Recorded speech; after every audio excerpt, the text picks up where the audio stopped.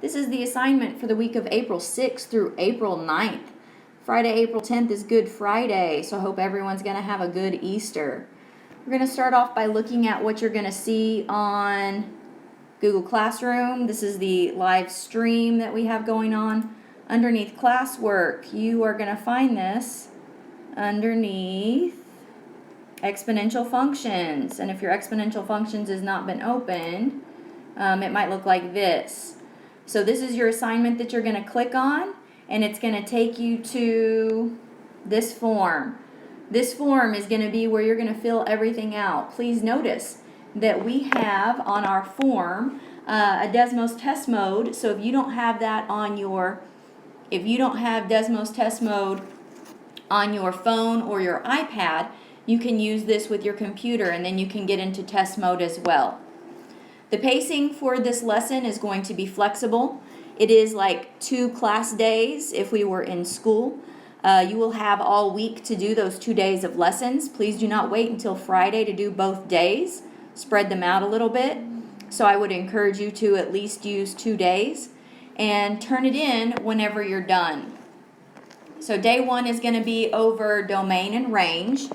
So as you scroll down through the assignment, this is what you see. Right here it says watch the video. Right now there is not a video link because I am currently making the video. You're going to follow along with the worksheet, and you're going to be able to do more on your own to practice. And again, if you need that test mode link, there it is for you so that you can click on it from your assignment.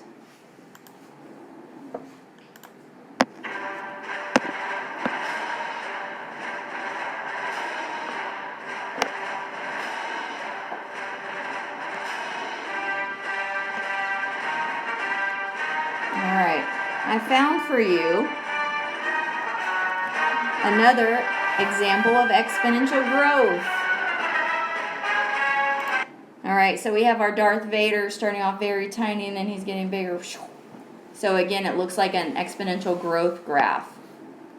We're going to start off, since some of you probably haven't thought about exponential growth or decay for a while, by doing a couple warm-up questions to review. So starting off, camera was auctioned at an estate sale. After the opening bid, the bids increased the same rate for the next 5 bids. The exponential function, blah, models the bids in units of dollars. What does the number 20 represent? So 20 is right here. So at this time, I want you to pause your video, and I want you to see if you can pick A, B, C, or D. Don't be lazy. Don't cheat. Remember, this is for you. The more you can do on your own, the better. And whenever you have your answer, press play again. Alright, so when we did y equals ab to the x, by the way, you should have paused and found your answer already. This a value, remember, that's your start number. The b value is your multiplier. So what does 20 stand for? 20 stands for the opening bid, that beginning. Here's another question again to kind of get us remembering about what we're doing. The exponential function, as soon as it says that, we know that it should fit this formula. AB to the x power has a growth rate of 9%, an initial value of 350, which represents the function. So right before we got out for spring break and never came back, we learned about what to do with 9%. So at this time, please pause your video. You're going to see if you can figure out which answer looks the best.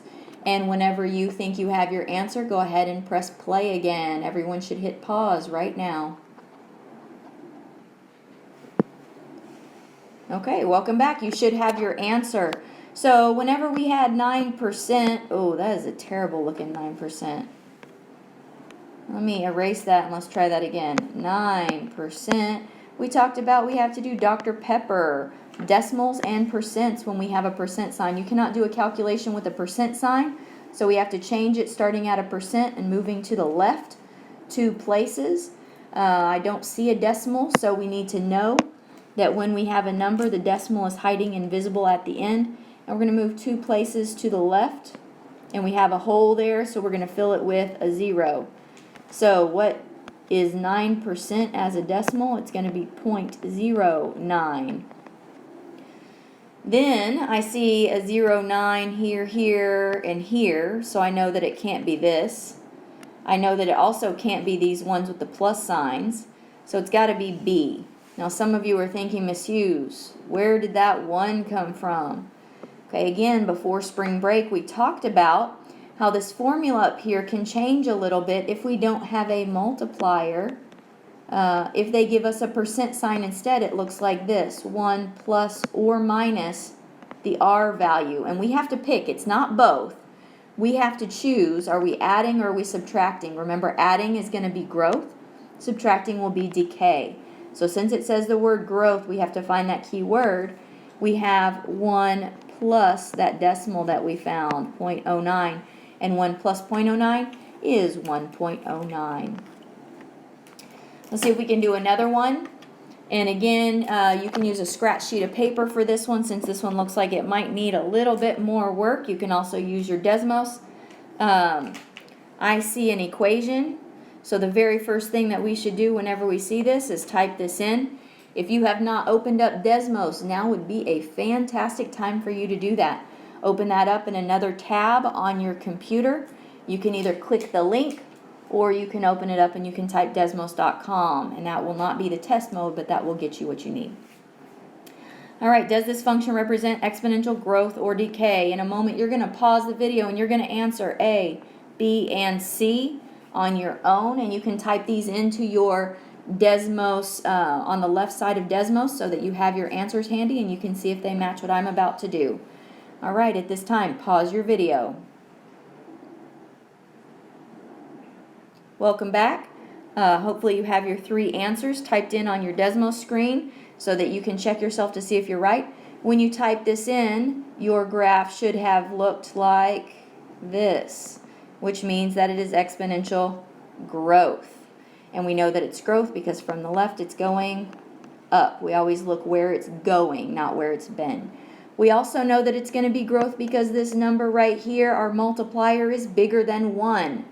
When we multiply by anything bigger than 1, that number is going to grow. What is your initial value? Your initial value is where you begin. This is going to be up here on your y-intercept at 2,000. So your initial value should be 2,000. And then your asymptote.